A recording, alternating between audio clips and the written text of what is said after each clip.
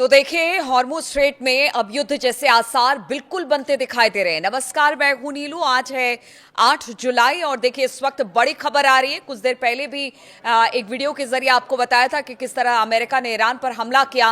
अब एक बड़ी खबर आ रही है कि ईरान ने बहरीन और कुवैत समेत खाड़ी देशों में स्थित जो अमेरिका के कम से कम 85 सैन्य ठिकानों पर जबरदस्त हमले किए हैं। इस्लामिक रिवोल्यूशनरी गार्ड कॉर्प्स यानी IRGC ने कहा है कि अमेरिका की तरफ से सीज फायर का उल्लंघन किए जाने के बाद उसने बहरीन और कुवैत में अमेरिकी सेना के 85 ठिकानों को निशाना बनाया है। ईरान के प्रेस टीवी के मुताबिक ईरानी सेना ने यह भी कहा कि उसने देश के दक्षिणी हिस्से में अमेरिका के MQ-9 ड्रोन को मार गिराया है। IRGC ने कहा कि हमलों में बहरीन में अमेरिकी 5th फ्लीट बेस और कुवैत में अली अल सलेम एयरबेस को निशाना बनाया है। आपको बता दें कि इससे पहले देर रात अमेरिका ने भी ईरान में दर्जनों सैन्य ठिकानों पर हमले किए थे और उसके बाद तेहरान की तरफ से पलटवार किया गया। ईरान ने अमेरिकी हमले का जवाब देते हुए एक जबरदस्त हमला अमेरिकी सैन्य ठिकानों पर किया है।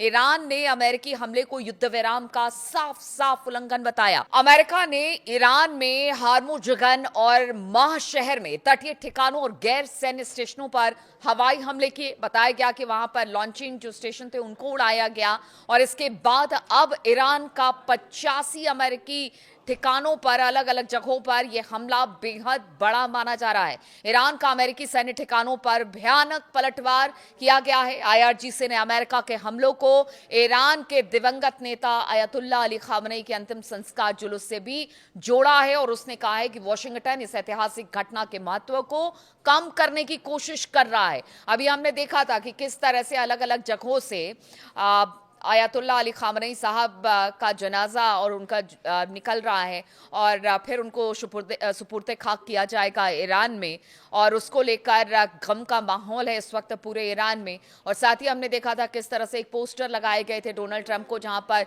ईंट पत्थरों से मारा जा रहा था और वहां पर कहा जा रहा था कि बदला लिया जाएगा, नेता के बदले नेता, उनको मारा जाएगा। इस तरह की खबरें आ रही थी। अब ईरान ने साफ कर दिया है कि जानबूझकर जिस तरह से अमेरिका हमले कर रहा है उससे उसने कहा है कि जो ऐतिहासिक घटना है उसको वॉशिंगटन DC इस महत्व को कम करने की कोशिश कर रहा है और ये सब उसकी चाल है, जानबूझकर इस तरह से अमेरिका कर रहा है। अमेरिका ने ईरान पर हमले क्यों किए वो आपको बताते हैं। जिस तरह का अमेरिका का दावा है, अमेरिका ने कहा कि देखिए 24 जून को ओमान और UN की इंटरनेशनल मैरिटाइम ऑर्गेनाइजेशन यानी कि IMO ने खाड़ी में फंसे जहाजों को निकालने के लिए हॉर्मुज स्ट्रेट में ओमान के तट के पास एक नया अस्थायी कॉरिडोर बनाने की घोषणा की, जिसकी देखभाल अमेरिका कर रहा था। और अमेरिका का कहना है कि जिस हॉर्मुज पर ईरान दावा कर रहा है वैसा कुछ भी नहीं है, लेकिन ईरान पहले ही साफ कर चुका था कि हमने जो कॉरिडोर बनाया है अगर उसके इतर या उसके अलावा कोई और कॉरिडोर, कोई और रास्ता कोई भी देश का जहाज लेता है तो फिर उस पर हमला किया जाएगा। यानी ईरान अपनी बात कह रहा है, अमेरिका अपनी बात कर रहा है। वो कह रहा है कि प्रोटेक्शन के जरिए हम ओमान के तट से होते हुए जहाजों को निकालेंगे, डरने वाली बात नहीं है। और इसी का जवाब ईरान ने दिया। अब अमेरिका का कहना है कि अगर ईरान इस तरह की हरकतें कर रहा है तो फिर हमने एक बड़ा हमला किया है।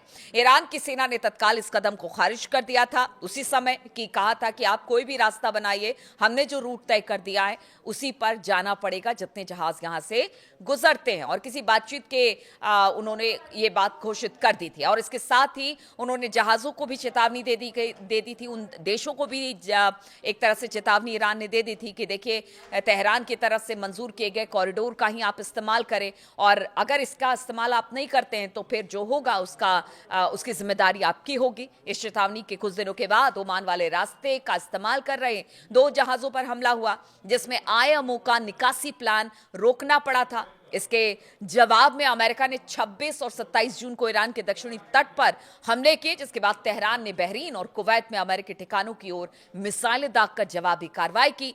दोनों पक्षों ने 28 जून को लड़ाई रोक दी और कहा कि देखिए इस तरह की लड़ाई से कोई फायदा नहीं है। 1 जुलाई को कतर में आगे की अप्रत्यक्ष तकनीक की बातचीत शुरू हो गई।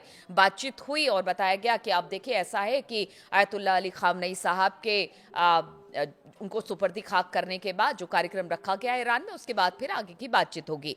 लेकिन मंगलवार को हॉर्मुज स्ट्रेट में 3 और जहाजों पर हमले हुए, जिसके बाद अमेरिका ने ईरान के खिलाफ और तेज हमले कर दिए हैं और इसके बाद तेहरान ने बहरीन और कुवैत पर और हमले करके जवाब दे दिया कि अगर आप हमले करेंगे तो उसके जवाब में आप पर हमला होगा। जहां तक बात हॉर्मुज स्ट्रेट और कुछ कॉरिडोर से गुजरने की है, जिसको हमने तय किया था, हमने पहले ही कह दिया था, हमने पहले ही चेतावनी दे दी थी। ईरान का कहना था कि अगर उसके इतर कोई अलग जहाज किसी और जगह से जाता है तो फिर उसकी जिम्मेदारी उस देश और उस जिस भी कंट्री का वो जहाज होगा उसके ऊपर होगा। तो फिर आपने युद्ध विराम तोड़ा है, हमने तो सिर्फ एक चेतावनी दी थी और उस चेतावनी को तोड़ने वाले पर ही हमला किया। ईरान का कहना है कि अमेरिका के साथ हुए एमओयू के तहत हॉर्मुज स्ट्रेट में शिपिंग की देखभाल और प्रबंधन की पूरी जिम्मेदारी उसी की है। ईरानी सेना का कहना है कि उस जलमार्ग से गुजरने वाले यानी उस रूट से गुजरने वाले किसी भी जहाज को उसकी तरफ से अधिकृत रास्ते का ही इस्तेमाल करना होगा, वरना उन्हें सख्त कार्रवाई का सामना करना होगा। इसके अलावा अगर यूएस सेंट्रल कमांड की बात की जाए तो सेंटकॉम ने कहा है कि ईरान के खिलाफ हमले का एक नया दौर पूरा कर लिया गया है। स्ट्रेट ऑफ हॉर्मुज से गुजरने वाले कारोबारी जहाजों पर ईरान के हालिया हमलों का तत्काल जवाब दिया गया है। सटीक हथियारों से 80 से ज्यादा ठिकानों को निशाना बनाया गया। उसने कहा कि अमेरिकी सेना ने ईरान की उन क्षमताओं को कमजोर करने के लिए ईरान के एयर डिफेंस सिस्टम, कमांड और कंट्रोल नेटवर्क, इसके अलावा कोस्टल रडार साइट्स है, एंटी शिप मिसाइल क्षमता और स्ट्रेट के अंदर और आसपास के इस्लामिक रिवोल्यूशनरी गार्ड कॉर्प्स की 60 से ज्यादा छोटी नावों पर हमले किए, जिससे वो इंटरनेशनल ट्रेड कॉरिडोर से गुजरने वाले जहाजों पर हमले करता था और उसी को निशाना बनाया गया। अब उसका जवाब तगड़े तरीके से ईरान ने भी दिया है। अगर उसने 80 यानी कि अमेरिका ने 80 जगहों पर निशाना साधा है ईरान के, तो इसने अब और 5 और बढ़ा दिए। अब 85 ठिकानों पर कहा जा रहा है कि अमेरिका के सैन्य ठिकानों पर ईरान का हमला हुआ है। यानी कि आप देखिए, कुल मिलाकर यह कहा जा सकता है कि हमले पर हमला दिखाई दे रहा है। अमेरिका कह रहा है कि देखिए, ऐसा है कि आप इस इलाके से टोल नहीं वसूल सकते हैं, आप इस इलाके में अपना वर्चस्व स्थापित नहीं कर सकते हैं, लेकिन ईरान ने साफ कह दिया है कि हमारा अधिकार हॉर्मुज पर है। हमने जो कॉरिडोर बना दिया, अगर उससे इतर जहाज जाते हैं तो फिर उस पर हमला किया जाएगा। लेकिन आप समझिए कि इसका खामियाजा कौन भुगत रहा है। इसका खामियाजा मिडिल ईस्ट से आने वाले जो जहाज हैं, जो अलग अलग देशों की तरफ जाते हैं, इसका खामियाजा उन्हें भुगतना पड़ रहा है। और ये जो अब टेंशन यहां से जो शुरू हुई है ना, आप कहिए कि पहले उधर से वार किया गया, फिर इधर से ईरान की तरफ से पलटवार किया गया है। अब स्थिति बहुत ही विकट हो रही है, विकराल हो रही है और कहा यह जा सकता है कि हो सकता है 9 तारीख के बाद, जब अयतुल्ला अली खामनेई साहब का पूरा कार्यक्रम खत्म हो जाएगा, उन्हें सुपुर्द खाक कर दिया जाएगा, उसके बाद हो सकता है कि कोई बड़ा हमला इन दोनों तरफ से यानी अमेरिका और ईरान की तरफ से देखने को मिले, क्योंकि यहां पर अब युद्ध की स्थिति बनती दिखाई दे रही है।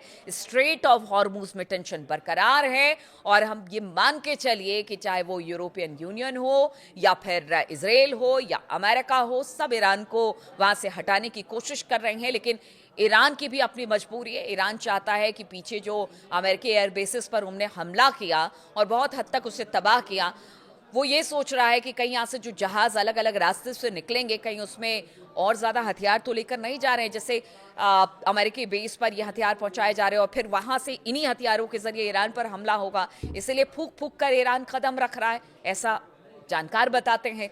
लेकिन अब स्थिति फिर से हॉर्मुज में विकराल होती चली जा रही है। लड़ाई कभी भी बड़ी और बढ़ सकती है, हमले और तेज हो सकते हैं। इन तमाम खबरों पर मेरी नजर रहेगी। बहुत बहुत शुक्रिया मेरे साथ इस वीडियो में शामिल होने के लिए। कमेंट्स जरूर करते रहिएगा, इंतजार रहेगा आप सभी के कमेंट्स का। बहुत बहुत शुक्रिया आपका।